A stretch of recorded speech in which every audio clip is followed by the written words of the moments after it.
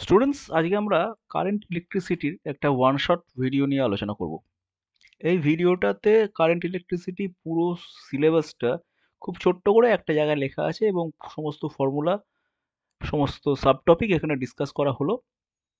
তোমরা আশা করি এই ভিডিওটা দেখলে কারেন্ট ইলেকট্রিসিটি চ্যাপ্টারটাকে তোমার কাছে খুব ছোট বলে মনে হবে এবং এটা তোমার হাতের মুঠোয় আশা করি চলে আসবে যদি তুমি ভালো করে চেষ্টা করো। তো এই ভিডিওটা দেখতে দেখতে প্রয়োজন মতো নোটস তোমরা কিন্তু নেবে। ওকে, তো শুরু করা যাক। দেখো, প্রথমেই আমরা পাচ্ছি এই ফর্মুলাটা। দেখো, তুমি এই ফর্মুলাটা দেখতে পাচ্ছ? এই ফর্মুলাটা রয়েছে আই ইজ ইকুয়াল টু ডিকিউডিটি। এই ফর্মুলাটা তোমাকে অ্যাপ্লাই করে জানতে হবে। অর্থাৎ ধরো কোনো অঙ্কে তোমার কিউ ইজ ইকুয়াল টু বলে দেওয়া আছে যে টাইমের সাথে সাথে ধরো চার্জটা ভ্যারি করে। ধরো কিউ ইজ ইকুয়াল টু দেওয়া আছে 5t²। এইবার বলেছে এরকম, তার মানে টি যদি বাড়ে তাহলে কিউও তো বাড়ছে। তাহলে তোমায় জিজ্ঞেস করলো যে 2 সেকেন্ডে কত কারেন্ট ফ্লো করবে। তাহলে তোমার কি করতে হবে? ডিকিউ ডিটি করতে হবে। ডিকিউ ডিটি মানেই হচ্ছে কারেন্ট ইজ ইকুয়াল টু কত? 10t। অর্থাৎ টি এর জায়গায় তুমি যদি 2 বসিয়ে দাও তুমি পেয়ে যাবে 20 অ্যাম্পিয়ার। তো এইভাবে প্রবলেমটাকে সলভ করা যেতে পারে এই ফর্মুলাতে।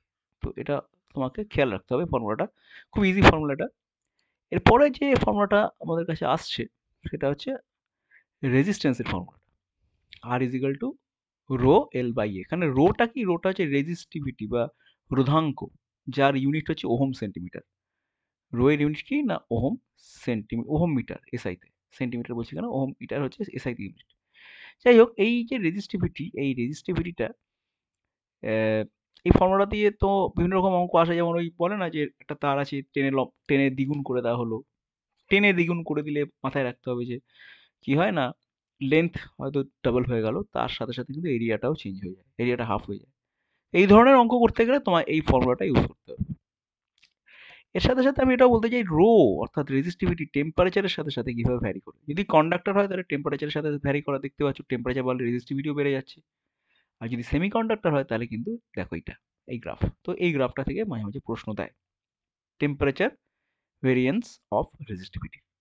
ওকে, এরপরে আসবো আমি কালার কোড। এটা থেকেও বোর্ড লেভেলে প্রশ্ন দেয়, নিট লেভেলেও প্রশ্ন দেয়।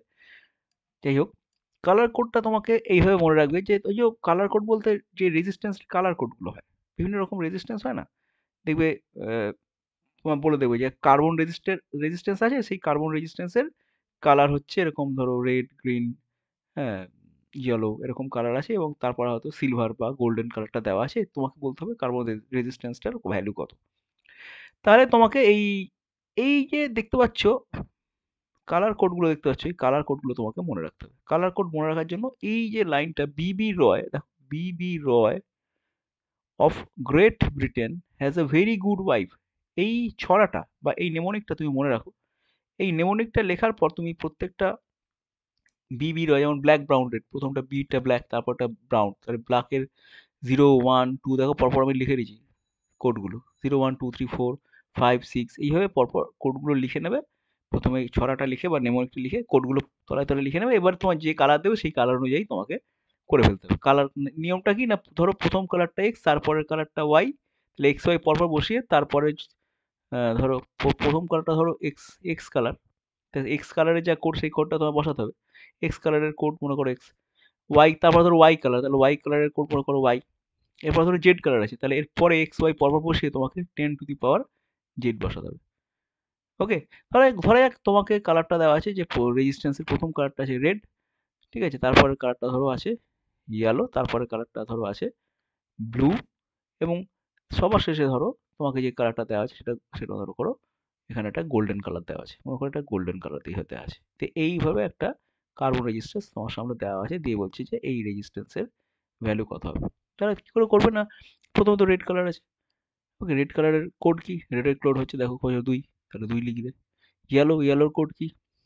ইয়েলোর কোড হচ্ছে ওয়াই, দেখো রয়েছে ইয়েলো এই যে 4, তাহলে 4 ইন্টু ব্লু রয়েছে, ব্লুর কোড কি? ব্লুর কোড 6, তাহলে ইন্টু 10 টু দি পাওয়ার 6, অর্থাৎ 24 মেগা ওহম হচ্ছে এটা রেজিস্ট্যান্স। পরে কি প্লাস মাইনাস তোমাকে যে রেজিস্ট্যান্সটা বেরোলো, আচ্ছা 24 মেগা ওহম, এই রেজিস্ট্যান্সটা ইন্টু তোমার এইখানে কি কালার আছে। যদি এইখানে সিলভার কালার থাকে তাহলে সিলভারের টলারেন্স কত? সিলভারের টলারেন্স হচ্ছে তুমি মাথায় রাখবে সিলভার কালারের টলারেন্স হচ্ছে +-10%, আর গোল্ডেন কালারের টলারেন্স হচ্ছে +-5%। অর্থাৎ গোল্ড কালার থাকলে +-5% এদিক ওদিক হবে, আর সিলভার কালার থাকলে +-10% এদিক ওদিক হবে। তাহলে এখানে যদি সিলভার কালার দেওয়া থাকে, তাহলে তুমি দেখো প্লাস মাইনাস এই হবে, মানে টোটাল রেজিস্ট্যান্সের 10% এদিক ওদিক হতে পারে। এইভাবে তুমি কালার কোডটাকে ইউজ করবে। ঠিক আছে, বোঝা গেল? তো এই গেল কালার কোডের ব্যাপারটা। এরপরে আমি আসছি ড্রিফট ভেলোসিটি। ওকে, ড্রিফট ভেলোসিটি ব্যাপারটা আসছি। ড্রিফট ভেলোসিটি তোমরা জানো যে কন্ডাক্টরের দুপাশে যখন তুমি এরকম ফিল্ড অ্যাপ্লাই করবে, যখন এরকমভাবে, ধরো এটা কন্ডাক্টর একটা, তুমি যখন এরকম ইলেকট্রিক ফিল্ড বা ভোল্টেজ অ্যাপ্লাই করে দেবে, তখন কন্ডাক্টরটার এই যে ইয়েগুলো, কেরিয়ারগুলো, ইলেকট্রনই ধরো, সেই কেরিয়ারগুলো একটা অ্যাভারেজ ভেলোসিটি পাবে, সেইটা বলা হচ্ছে, তাকে বলা হচ্ছে ড্রিফট ভেলোসিটি, তাই তো? ড্রিফট ভেলোসিটির ফর্মুলাটা কি দেখো, ভিডি ইজ ইকুয়াল টু, দেখো, ই স্মল ই মানে ইলেকট্রনের চার্জ, ক্যাপিটাল ই মানে ইলেকট্রিক ফিল্ড, মানে এই ধরো তুমি এখানে ভি ভোল্টেজ দিয়েছো তো, আর ধরো এই ডিস্টেন্সটা ধরো এক্স, তাহলে ইলেকট্রিক ফিল্ডের ভ্যালু হচ্ছে ভি বাই এক্স। হুম, পোটেনশিয়াল ডিফারেন্সকে কন্ডাক্টরের লেন্থ দিয়ে ভাগ করে দিলে পরে তুমি ইলেকট্রিক ফিল্ড পেয়ে যাবে। তাহলে সেই হচ্ছে ইলেকট্রিক ফিল্ড ই। তার মানে কি, VD drift velocity is equal to E, E small E capital E by 2m, 2m, m মানে হচ্ছে ইলেকট্রনের মাস, ইন্টু টাউ, টাউটা হচ্ছে রিল্যাক্সেশন টাইম, অর্থাৎ ধাক্কাধাক্কির মধ্যবর্তী যে টাইমটা, সেই টাইমের অ্যাভারেজটা হচ্ছে টাউ। এই টাউটা কিন্তু কনস্ট্যান্ট কোয়ান্টিটি। ওকে, মানে বিভিন্ন মেটেরিয়ালের ক্ষেত্রে টাউটা কনস্ট্যান্ট হয়, বিভিন্ন রকম হয়। ক্লিয়ার? তাহলে আলটিমেটলি কি পেলাম, ভিডি ইজ ইকাল টু পেলাম মিউ ইন্টু ই, মানে এই ইটাকে তুমি রেখে বাকিগুলোকে তুমি মিউ বলো। মিউ মানে মোবিলিটি, এটাকে বলা হচ্ছে মোবিলিটি ফ্যাক্টর। যখন এখানে লিখেছি ই মিউ মানে দেখো ই টাও বাই এম, এটা হচ্ছে মোবিলিটি ফ্যাক্টর, দেখো লেখা আছে। ক্লিয়ার? তাহলে এইগুলো মোবিলিটি ফ্যাক্টর ইউনিট চলে আসছে, তো ভেলোসিটি ইউনিটকে ইলেকট্রিক ফিল্ড ইউনিট দিয়ে ভাগ করলে মোবিলিটি ফ্যাক্টর ইউনিট চলে আসছে, রাইট? বেশ, তাহলে ডেফিনেশন অফ ইউ তোমাকে মিউ বলতে হবে যে পার ইউনিট ইলেকট্রিক ফিল্ডে যে ড্রিফট ভেলোসিটি তৈরি হচ্ছে, সেটা হচ্ছে মোবিলিটি অফ দ্য কেরিয়ার। তো এই দিয়ে অঙ্কও তোমাদের আসে, ভিডির ফর্মুলাটা দিয়ে, বা মোবিলিটি হয়তো ভিডি বলে দিল, একটা ইলেকট্রিক ফিল্ড বলে দিল, হুম, ডিপ ভেলোসিটি বলে দেওয়া থাকলো, বললো যে মোবিলিটি কত, তো এইভাবে বার করতে, বা তোমার হয়তো ইলেকট্রিক ফিল্ড বলে দেওয়া আছে, মোবিলিটি বলে দেওয়া আছে, তাহলে জিজ্ঞেস করলো যে ডিপ ভেলোসিটি কত, সেক্ষেত্রে তুমি drift velocity is equal to লিখবে মিউ ইন্টু ই। মিউ মানে মোবিলিটি, আর ই মানে ইলেকট্রিক ফিল্ড। এই হচ্ছে ব্যাপার। তো এবারে দেখো মোবিলিটি ফ্যাক্টর এরপরে মোবিলিটি ফ্যাক্টর বা ডিপ ভেলোসিটি এক্সপ্রেশন দিয়ে আমি কারেন্টের কিন্তু ভ্যালু বার করতে পারি। I is equal to NE, মানে number of electron per unit volume এনটা, ই হচ্ছে চার্জ অফ ইলেকট্রন, ভিডি হচ্ছে ডিপ ভেলোসিটি, আর এ হচ্ছে এরিয়া। তাহলে এনই ভি এ, এই ফর্মুলাটা কিন্তু মনে রাখতে হবে। ওকে, তো এই ফর্মুলা দেখো, প্রত্যেকটা ফর্মুলা কোনটা কি লেখা আছে এখানে, ফর্মুলা মনে রাখতে হবে, এবং এই ফর্মুলা দিয়ে অঙ্ক কিন্তু পরীক্ষায় দেয়। ক্লিয়ার? এরপরে আসবো ওহমস ল। দেখো এই যে এক্সপ্রেশন থেকে দেখো ওহমস ল চলে আসছে, আই বাই এ, ধরো এই এটাকে যখন তলায় তুমি নিয়ে আসছো, এই এটাকে, তাহলে আই বাই এ আসছে, এটাকে বলে পার ইউনিট এরিয়াতে কত করে ইলেকট্রিসিটি যাচ্ছে, একে বলা হয় current density, ampere per metre square. Current density is equal N E VD, N into VD আছে, এখানে J is equal to N E VD চলে এলো। তাহলে ভিডির ভ্যালুটা তুমি এখান থেকে বার করে নিলে, ভিডির ভ্যালু কি দেখো, মিউ ইন্টু ই, তাহলে ভিডির ভ্যালু দেখো মিউ ইন্টু বসিয়ে দিচ্ছ, আলটিমেটলি তুই পেয়ে গেলে যে, দেখো এইটাকে তুমি একটা কনস্ট্যান্ট ধরো, সিগমা ধরলাম এটাকে, যে ইজ ইকুয়াল টু সিগমা ই পেয়ে গেলে। ঠিক আছে, current density is equal to sigma into electric field. এটাকেই কিন্তু আমরা ওহমস ল বলি, এটা ওহমস লর ভেক্টর ফর্ম। অনেক সময় ওহমস লর ভেক্টর ফর্ম বলতে তোমাকে প্রশ্ন করা হয় যে ওহমস লর ভেক্টর ফর্ম কোনটা, বলে চারটে অপশন থাকে, তার মধ্যে J is equal to sigma E অপশনটা হবে। ক্লিয়ার? তাহলে এখান থেকে অঙ্কও দিতে পারে। এই সিগমাটাকে কি বলা হয়, sigma is equal any mu, এটাকে কি বলা হয়, এটা কিন্তু কন্ডাক্টিভিটি, মানে একটা, যেমন রেজিস্টিভিটি হয় ঠিক তার উল্টোটা, সিগমা মানে হচ্ছে রেজিস্টিভিটির উল্টো, রেসিপ্রোকাল অফ রেজিস্টিভিটি। ক্লিয়ার হয়ে গেল? এরপরে আমি আসছি, এরপরে তোমাকে কম্বিনেশন অফ রেজিস্ট্যান্স ব্যাপারটাকে ভালো করে বুঝতে হবে। এই ইলেকট্রিসিটিতে কম্বিনেশন অফ রেজিস্ট্যান্স দু রকম হয়, সিরিজ প্যারালাল, ফান্ডামেন্টালি দু রকম কম্বিনেশন হয়, আর একটা মিক্সড, সিরিজ প্যারালাল মিক্সড করে দিলে মিক্সড কম্বিনেশন হয়। সিরিজ কম্বিনেশন কখন হয়, যখন দেখবে কারেন্টটা কোনোভাবেই ভাগ হচ্ছে না, প্রত্যেকটা রেজিস্ট্যান্স মধ্যে দিয়ে একই কারেন্ট যদি ফ্লো করে, তাহলে জানতে হবে সিরিজ কম্বিনেশন আছে। আর যদি কারেন্ট ডিভাইড হয়ে যায়, প্রত্যেকটা রেজিস্ট্যান্সের মধ্যে দেখা যাচ্ছে বিভিন্ন রকম কারেন্ট ফ্লো করছে, তাহলে বুঝতে হবে যে ভাই রেজিস্ট্যান্স গুলো প্যারালাল কম্বিনেশন আছে। সিরিজ কম্বিনেশন, প্যারালাল কম্বিনেশন যদি একসাথে থাকে, তাহলে বুঝতে হবে সেটা মিক্সড কম্বিনেশন। সেই অনুযায়ী তোমাকে অঙ্ক করতে হবে। Series combination, parallel combination formula তোমরা ছোটবেলা থেকে শিখে এসছো। সিরিজ হলে পারে কি হয়, সিরিজ হলে পারে R is equal to R one plus R two plus R three পরপর যোগ করে দিতে হয়। আর প্যারালাল হলে পারে one by R is equal to one by R one plus one by R two, এইভাবে এগুলোকে রেসিপ্রোকাল করে যোগ করে তারপর শেষকালে যা বেরোবে সেটাকে আবার উল্টে উল্টে দিতে হবে, অর্থাৎ আবার রেসিপ্রোকাল করে দিতে হবে, তোমার রেজিস্ট্যান্স চলে আসবে। ওকে, কম্বিনেশন রেজিস্ট্যান্সের ইজি অঙ্কই হয়। ঠিক আছে? এখন কম্বিনেশন অফ রেজিস্ট্যান্স থেকে অঙ্ক একটু কমই দেয়। ম্যাক্সিমাম অঙ্ক দেয় কম্বিনেশন অফ সেল থেকে এবং কেভিএল কেসিএল থেকে, যেটা আমি একটু পরে আলোচনা করব। কম্বিনেশন অফ সেল, দেখো এখানে সেল ম্যাট্রিক্স দেখানো আছে। প্রত্যেকটা সেলের ইলেকট্রোমোটিভ ফোর্স ই, প্রত্যেকটা সেলের ইলেকট্রোমোটিভ ফোর্স ই, এরকম এন খানা সেল পরপর দেখো সিরিজে কানেক্ট করা আছে এবং সব একই রকম পোলারিটি অনুযায়ী কানেক্ট করা আছে। ঠিকঠাক পোলারিটি অনুযায়ী সেলের পোলারিটি কিগুলো হয় না, পজিটিভ নেগেটিভ, তারপরে আবার পজিটিভ নেগেটিভ, পজিটিভের সাথে নেগেটিভের সেল যদি কানেক্ট থাকে তোমার বুঝতে হবে যে পোলারিটি ঠিকঠাক আছে, অর্থাৎ সেলগুলো ঠিকঠাক কাজ করছে। এবং এইভাবে কানেক্টেড থাকলে সেলের ইলেকট্রোমোটিভ ফোর্স পরপর যোগ করে দিতে হয়। মানে এরকম যদি সেল যদি থাকে 2 ভোল্ট 2 ভোল্টের, পজিটিভের সাথে নেগেটিভ কানেক্টেড থাকে, তাহলে জানতে হবে যে ওটা 4 ভোল্ট। ক্লিয়ার? তো এখানে দেখো এরকম এনটা ইলেকট্রোমোটিভ ফোর্স পরপর কানেক্টেড আছে সিরিজে, এবং এরকমই এম খানা কিন্তু দেখো রো আছে, এম খানা রো আছে আর এন খানা তোমার কলাম আছে, আর এন খানা, প্রত্যেকটা রোতে এন খানা করে ইলেকট্রোমোটিভ ফোর্স দেওয়া আছে, যাদের প্রত্যেকটার ইন্টারনাল রেজিস্ট্যান্স হচ্ছে স্মলার। এবং গোটা কম্বিনেশনটাকে দেখো এক্সটার্নাল রেজিস্ট্যান্স ক্যাপিটালের সাথে কানেক্টেড করা আছে। এরকম একটা সিরিজ ম্যাট্রিক্সের অঙ্ক প্রায় দেওয়া হয়, এবং এটা মাথায় রাখতে হবে যে এখানে ম্যাক্সিমাম কারেন্ট যখন ফ্লো করবে তার কন্ডিশনটা হচ্ছে M R is equal to N R. M R মানে এম মানে বুঝতে পারছো, number of row into capital R, external resistance is equal to number of column into small R. এটাকে খেয়াল রাখবে। এই ফর্মুলা দিয়ে কিন্তু আমরা অঙ্ক করে ফেলতে পারি। তাই এই হচ্ছে কন্ডিশন ফর ম্যাক্সিমাম কারেন্ট। ওকে, কোনটা কি দেখো লেখা আছে এখানে। এবং ম্যাক্সিমাম কারেন্টের যে ফর্মুলাটা হবে, এটা এটা এটা ইজ ইকুয়াল টু, এটা বসিয়ে দিলে ম্যাক্সিমাম কারেন্টের যে ফর্মুলাটা সেটা হচ্ছে এটা, M N E by root over, দিয়ে দেখো এখানে root over 2 M N M N R R, এটা লেখা হবে, বাদ চলে গেছে লেখাটা, খেয়াল করে, মানে অ্যাকচুয়ালি এরকম হবে আই ম্যাক্স এর formula, I max is equal to M N E 2 root over M N small R capital. এটা হচ্ছে আমাদের ফর্মুলা ম্যাক্সিমাম কারেন্টের, এটা ফর্মুলা, এই ফর্মুলাটা তোমরা ইউজ করবে। ওটা লেখা আনি খাতায় লেখার সময় এই ফর্মুলাটা লিখে নেবে ঠিক করে। ওকে, বেশ। এবার আমরা আসছি সিরিজ কম্বিনেশন। দেখো ইলেকট্রোমোটিভ ফোর্সকে যখন তুমি কম্বাইন করবে, এই দুটো ভোল্ট ব্যাটারিকে, দেখো দেখো পজিটিভ নেগেটিভ, নেগেটিভের সাথে একটা পজিটিভ কানেক্টেড, তার মানে এই দুটোকে জাস্ট যোগ করে দিতে হবে। আর উল্টো যদি থাকে, দেখো পজিটিভ নেগেটিভ, তার নেগেটিভের সাথে নেগেটিভ রয়েছে, তাহলে এটা কি করতে হবে, এটাকে যোগ করে দিতে হবে। এবার ধরো যদি ই টু বড় হয় তাহলে রেজাল্টেন্ট ইলেকট্রিসিটি এদিকে হবে, আর যদি ই ওয়ানটা বড় হয় তাহলে রেজাল্টেন্ট ইলেকট্রিসিটি এদিকে ফ্লো করা শুরু করবে, এবং এদের রেজাল্টেন্ট ইলেকট্রোমোটিভ ফোর্স হবে ই ওয়ান মাইনাস ই টু বা ই টু মাইনাস ওয়ান, যে বড় সেটা আগে হবে। মানে যদি ই ওয়ান আগে হয় তাহলে ই ওয়ান মাইনাস ই টু, আর যদি ই টু আগে বড় হয় তাহলে ই টু মাইনাস ই ওয়ান। ওকে, তো এই গেল হচ্ছে আমাদের সেলের ইলেকট্রোমোটিভ ফোর্স।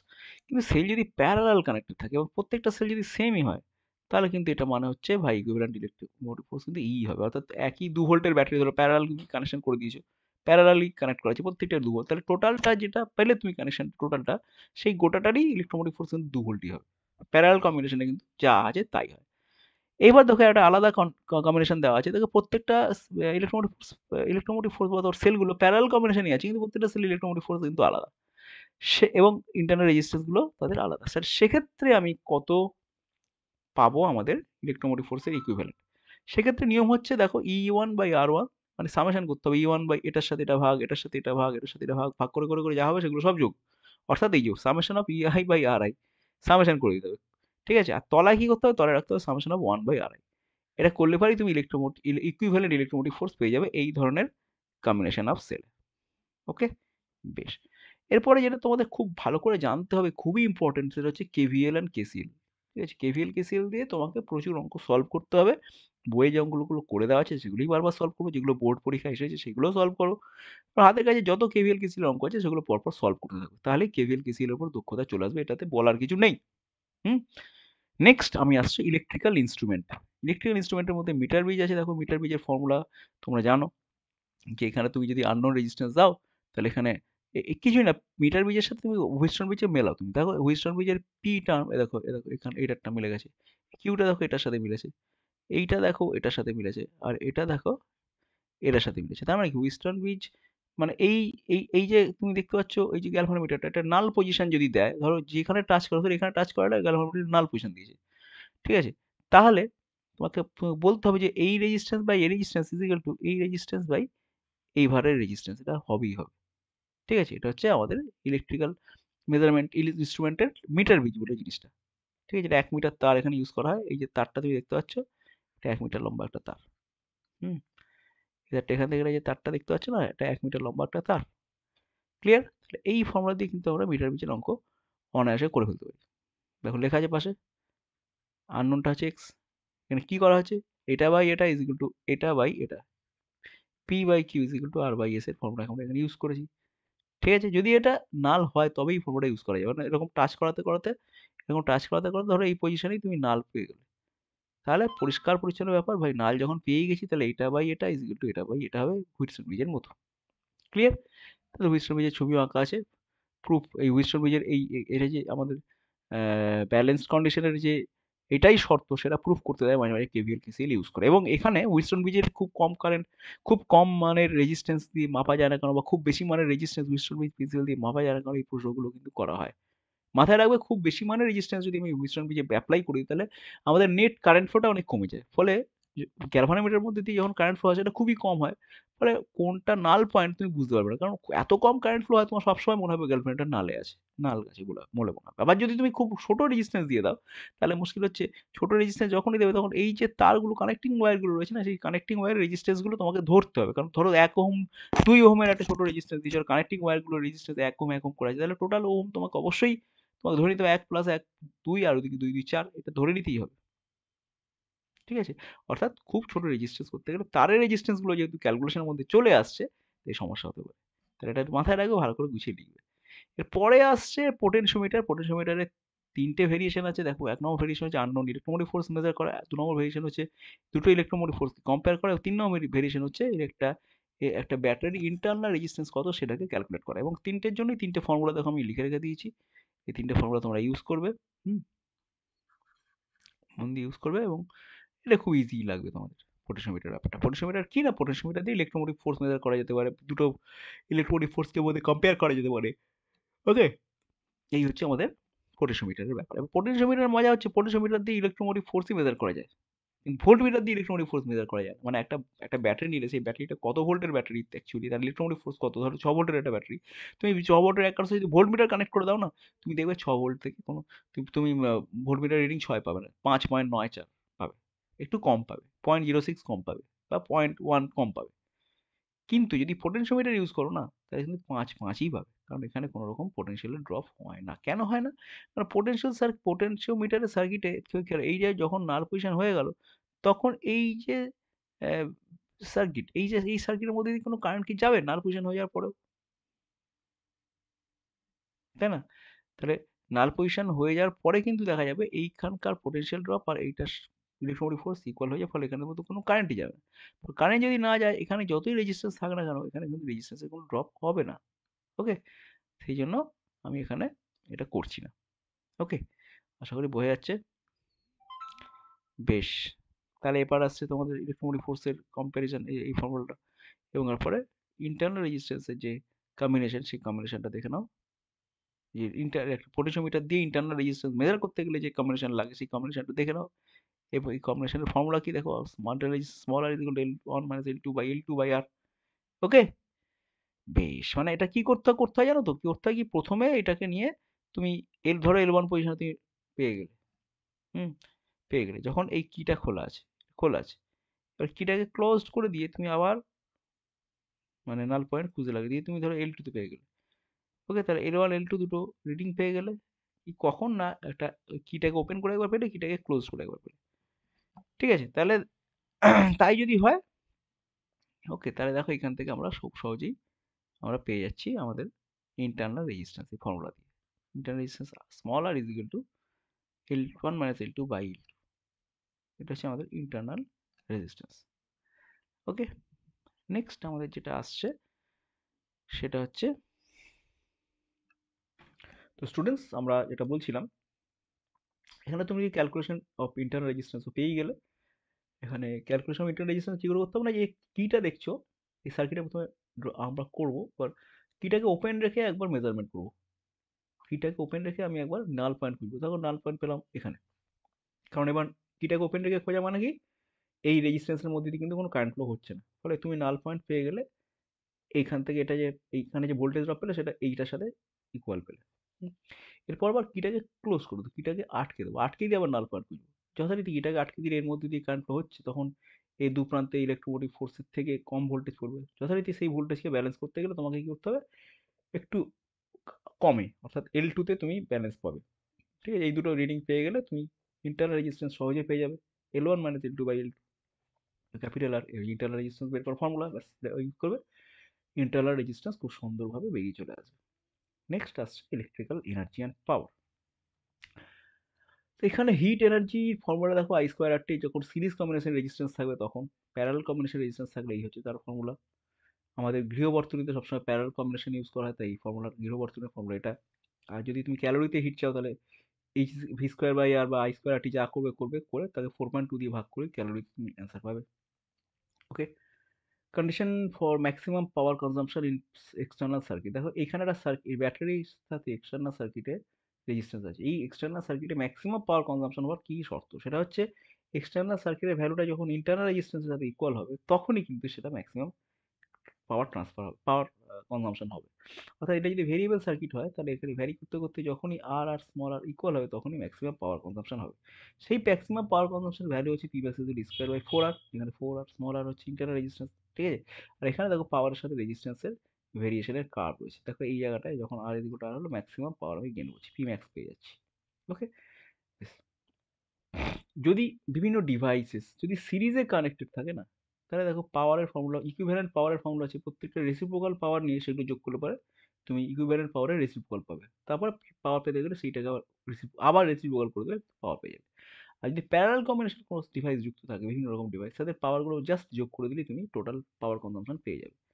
পাওয়ার কনজাম্পশন থেকে BOT, board of trade united unit, যেটা ক্লাস 10এও তোমরা পড়েছিলে, বিভিন্ন যন্ত্রের রেটিং দেওয়া থাকবে, ওয়াটেজ দেওয়া থাকবে, সেই ওয়াটেজ অনুযায়ী এত ঘন্টা করে চলছে, এত সময় ধরে চলছে, তাহলে কত বিল উঠবে বা কত মিনিট কারেন্ট পড়বে, এই নিয়ে প্রবলেমগুলো তোমাকে প্র্যাকটিস করে রাখবে।